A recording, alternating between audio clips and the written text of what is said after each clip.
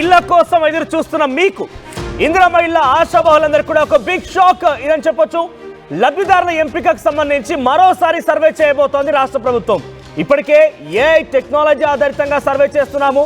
మీరు కులగణను సంబంధించి కానీ అంతకుముందు ఆ అభయహస్తం దరఖాస్తు చేసుకున్న వారు ఎవరైతే ఉన్నారో వాళ్ళకి క్వాలిఫై ఎవరైతే అయ్యారో వాళ్ళందరి ఇళ్లకు వెళ్ళి ఏఐ టెక్నాలజీ ఆధారితంగా ఒక ప్రత్యేకమైనటువంటి యాప్ని రూపొందించి క్షేత్రస్థాయిలో గ్రామ పంచాయతీ కార్యదర్శులు ఇతర ప్రభుత్వ అధికారులు సర్వే చేసిన విషయం తెలిసిందే. అయితే వారందరికీ మరొక బిగ్ షాక్ ఏంటంటే మరోసారి రీసర్వే చేయబోతోంది. ఆ సర్వే ఆధారితంగా కొంతమంది అనర్హులని గుర్తించి వారి పేర్లను తొలగించే పనిలో పడింది హౌసింగ్ కార్పొరేషన్.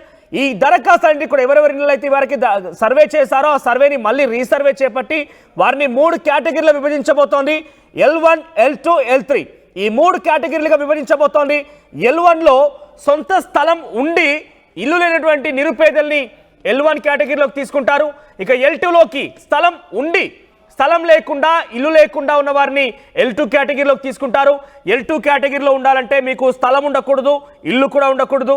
ఇక తర్వాత L3 కేటగిరీ విషయానికి వస్తే ఏదైనా రెంట్కుంటున్న ఇల్లు అయితే అద్దె లేదా రేకులు పెంకుటిల్లుతున్నటువంటి ఇళ్లకు వారికైతే అవకాశం ఉంటుంది. L3లో రేకులు పెంకుటిల్లు అద్దె ఉన్న వారికైతే L3లో అవకాశం ఇస్తారు. ఈ తొలి దశలో అయితే L1 కేటగిరీ వారికే ఇల్లు ఇస్తారని సమాచారంతో ఉంది. సో మొత్తం మీద మరోసారి రీసర్వే అంటే ఇది ఇందిరమ్మ ఇళ్లకు సంబంధించి రేపో మాకు పేరు వస్తుంది, మేము ఇల్లు నిర్మించుకోవడం ప్రారంభిస్తామని చెప్పి కొంత ఆశతో ఎదురు చూస్తున్నందరూ కూడా గుదిబండ లాంటి వార్త ఇది, కొంత గుండె పగిలే లాంటి వార్త ఇది. మళ్ళీ రీసర్వే చేయబోతున్నారంటే మళ్ళీ ఈ సర్వే ఎన్ని రోజులు చేస్తారు, ఈ సర్వే రిజల్ట్ ఎప్పుడు వస్తుంది, తమను ఏ కేటగిరీలోకి తీసుకుంటారు, ఇల్లు ఎప్పుడు శాంక్షన్ చేస్తారు, తమ నిర్మించుకోవడం ఎప్పుడు, అంతా మాయా అన్నట్టుగా తల్లు పట్టుకునే పరిస్థితి ఆ ప్రజలకు ఎదురైంది.